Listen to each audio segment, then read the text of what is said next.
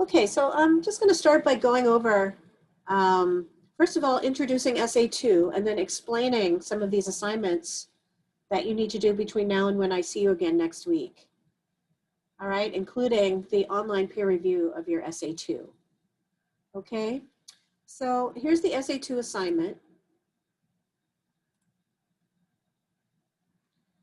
All right, and there shouldn't be anything too surprising in this document. This is all stuff that we've been talking about for the last several weeks. But as you can see, you're asked to write a 3 to 5 page essay analyzing contemporary gender roles and supporting your analysis with evidence from articles and other sources, your own knowledge and personal experience. And the pre-writing assignment that I'm going to talk to you about in a minute is asking you to reflect on your own knowledge base and personal experience about this issue, gender construction and performance. And then here are some broad topic requirements. Every essay, regardless of a specific topic that you pick, which I'll talk about in a minute, should touch on these general aspects of this issue. How societal attitudes about gender are shaped, right? And as Kimmel and Pfeiffer and Hall argue, right, they're primarily a result of cultural forces, right? Do we agree, you guys, with them on that? That our attitudes about gender are shaped primarily in culture by the different facets of our culture. Yes. Thank you, Anthony, for that response. I appreciate it. Katrina, thank you. Okay, so then we all agree with Pfeiffer and Kimmel and Hall is that culture has a lot to say about how we think about gender, what values we have for masculinity, what values we have for femininity, and then how those should be performed. And culture is comprised of our families and our peers. And those people, as well as ourselves, are shaped very heavily these days by media, right? Which brings me to this point right here that Mary Pfeiffer raises in her article, Saplings in the Storm, or in the chapter of a larger book. The cultural changes that she's talking about, right, are the changes in our media environment. And we talked about that when we talked about this article. That's what she's talking about, is the media, right? Kimmel talks a lot about peer groups, right? The homosocial enactment is about masculinity being constructed and reinforced and policed within groups of men, right? But Pfeiffer is zeroing in on, and Hall does as well, they zero in on the media as one aspect of our culture. All right, and what has changed in our culture? For Mary Pfeiffer, who wrote in the 90s, in the last 10 years, it was electronic media changed, right? And for us, that's even more prevalent. Electronic media is even more prevalent in our lives now than it was in the 90s because of internet technology, because of the cell phone as one element of internet technology, delivering messages to us that are infused with gender values constantly. It's constant, you guys. It's a constant bombardment. Do you agree with me that we're getting messages about gender all the time from digital media? Thank you, Josh. I appreciate it. Thanks for the thumbs up. Okay, so that's an aspect of this issue that your essay, every essay should touch on, is the element of culture, specifically the media, and how it contributes to shaping our ideas about gender. And then, to what extent do you think people are compelled by those forces, the social forces, the cultural ones, to adopt specific roles that force them to be something they're not? Right? And this is an allusion to Polly in Pfeiffer's article. She talks about her little cousin Polly having to change in a way that forces her to suppress some very definitive aspect of herself, something that defines her. And she can't be Polly anymore. She's got to be Becky Thatcher once she hits adolescence. So what extent do you see that, okay, out there in the culture? To what extent do you think that's true? Every essay should touch on that. And then the material effects of gender roles on society. Okay, this is the concrete stuff that happens because of these abstract values that we have. That's what I mean when I say material effects. The stuff that happens to people, and that the impacts on their lives of these values that we have. Okay. And then finally, how should individuals or societies engage with gender norms and stereotypes, right? How should we be handling this stuff in our culture and in our personal lives? All right, so these are all very general aspects of the broad topic that every essay should touch on. The next thing that's important for this project is for you to pick a specific topic, because this is very broad. And I don't want your essay to just skate over the surface of these issues. I want you to write in depth about some aspect of it that is resonant for you, that matters to you. Okay? And that hopefully will come up in this pre-writing exercise that I'm going to talk about in a minute. All right, but let's look at the assignment for you to submit your selection for the specific topic for this project, the SA2 project. This one right here. Let's look at pre-writing questions first. All right, because by design, I've put this assignment first.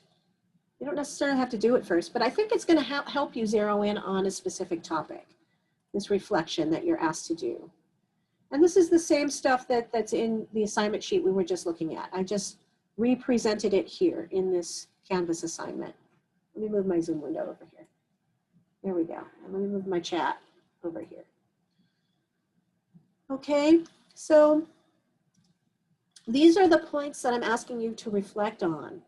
And this is an informal writing assignment, right? You can write a few sentences about each one of these points. There are 4 bullet points here.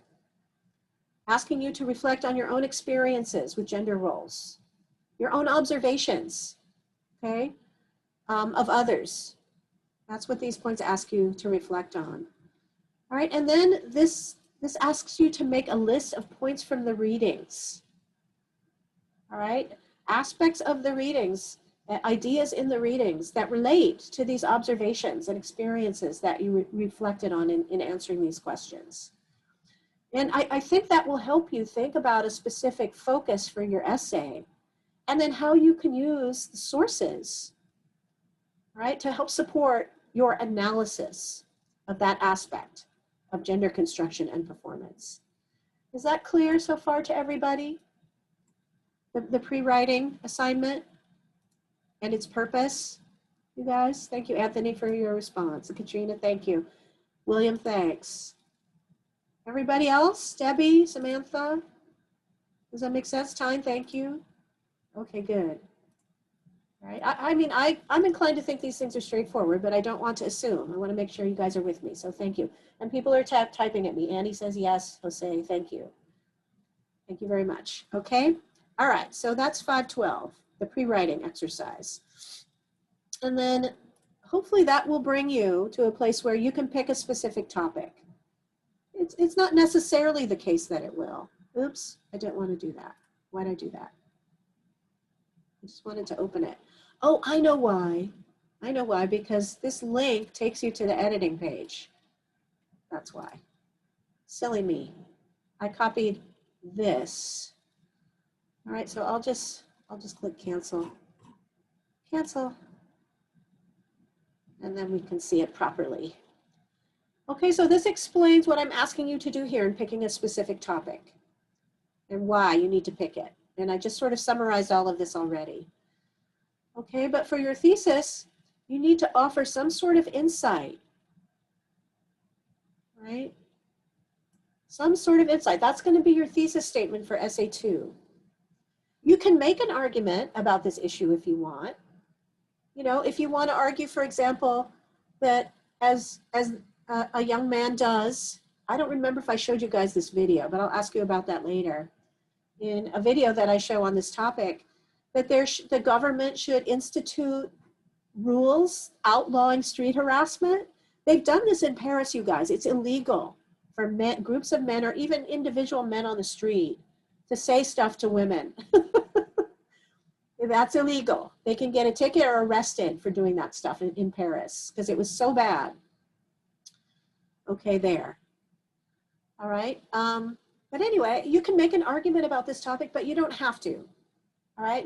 The assignment is asking you to mostly analyze these issues, which means look at them really closely and identify some particular significant insight or realization that you have as a result of your analysis. And that's going to be your thesis. All right. So you need to pick a specific aspect of it though. And these are suggestions.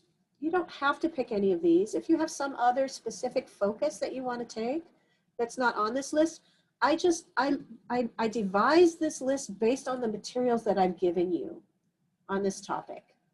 Stuff that we've read and watched on the topic. These are concepts and facets of the issue that have been raised in those materials. Right? Sexual harassment, that's Vincent, right? And also a little bit of Zirin. The fraternity or bro culture is Zirin, right? The NFL culture is very similar in its rules to the fraternity or bro culture. Body image, male, female, or both, that's, Pfeiffer talks about that, Hall talks about it, okay, misrepresentation talks about it, okay. Gender and sex discrimination and rights, that misrepresentation talks about that, right? About how females are being shut out of politics. I watched a documentary with my daughter last night for one of her classes about women in the sciences, women in the STEM fields, and the extreme discrimination that women have been experiencing for decades in those areas of study, okay? And women at MIT who complained about it. And the institution did something. They fired a guy who was harassing women, and they instituted policies to prevent that from happening in the future because these women complained. So that was a huge victory.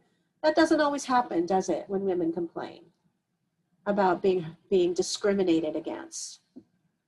The Lilly Ledbetter legislation that was signed during the Obama administration.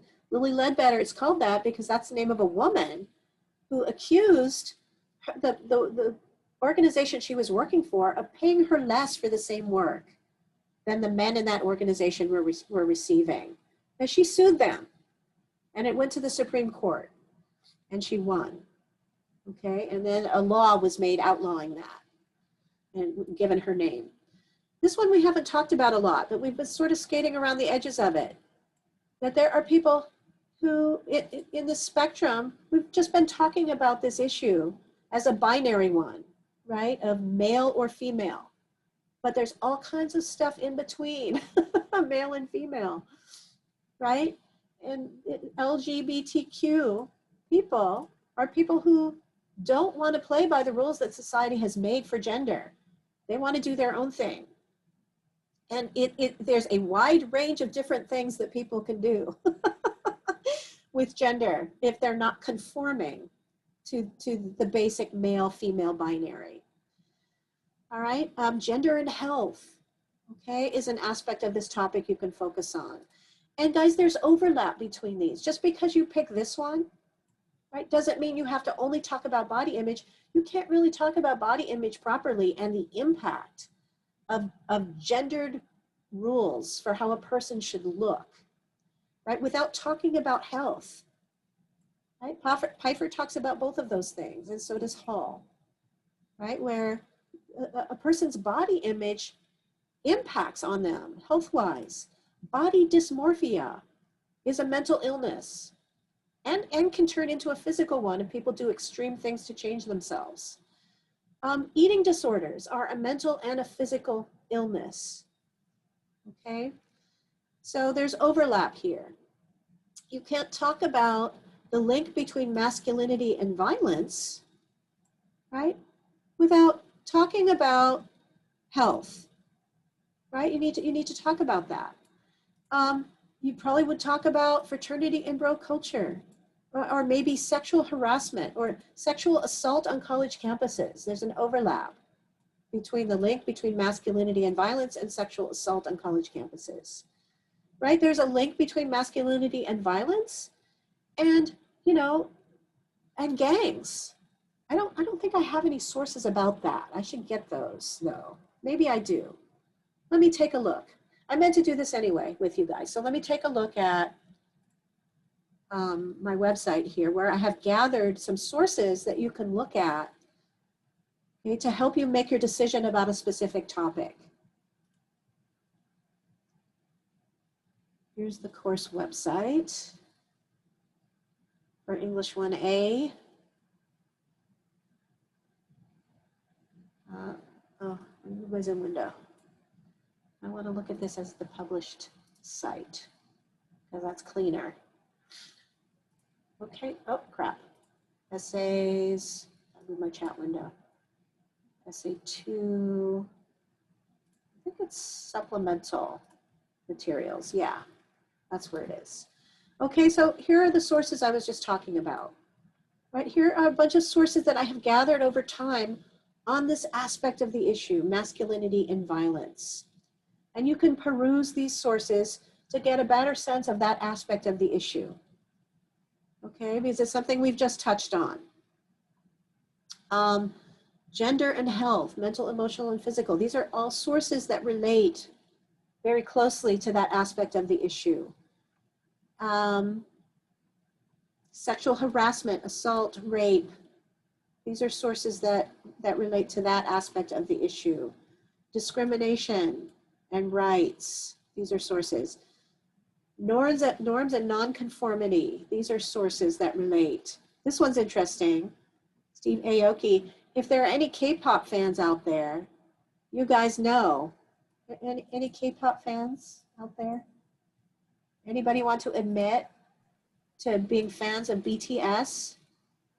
Anthony, are you a fan? Not BTS, but I don't mind K-pop. You do? You don't mind it? Okay, that's a very masculine orientation towards K-pop. You don't mind it. Anime. Okay, good. All right. But yeah, so those guys, they're pretty fluid with their gender representation, their performance, right? They wear makeup, they wear Gucci, flowery stuff, okay? That looks pretty feminine, okay? But the girls who love them, oh, thank you, Debbie. Debbie's a fan, good. The girls who love them do not care. They like that about them. That's one of the things they like, that these boys are beautiful. These young men, they are beautiful. All right, but masculinity is a fluid concept. Steve Aoki, who's an electronic music star who worked with BTS, says. All right, so I don't have anything in here about gangs, but that relates to masculinity and violence as well. I had a student write about that once for this project. Okay. All right, so let me go back. All right, so my point is that there's overlap. And then my second point is that you can go to this website and peruse these sources to get a better sense of these different aspects of the topic, to pick a specific one. And you just submit that. And here's a link to that website that I just showed you in this assignment 513. All right. And then you're asked to develop a working thesis on that basis. And working means it's not done. Okay, you're still working on it. But I kind of want to know where this is going. And I want you to know where it's going because you have a rough draft due. Okay, so these are all parts of the writing process that are required for this project.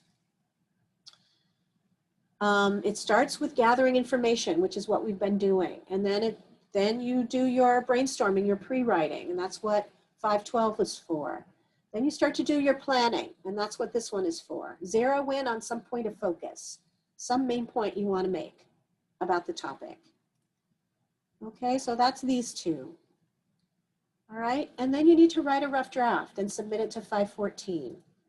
And you guys know how to do this. You did this before for essay 1, but I'll just take a quick look at it with you.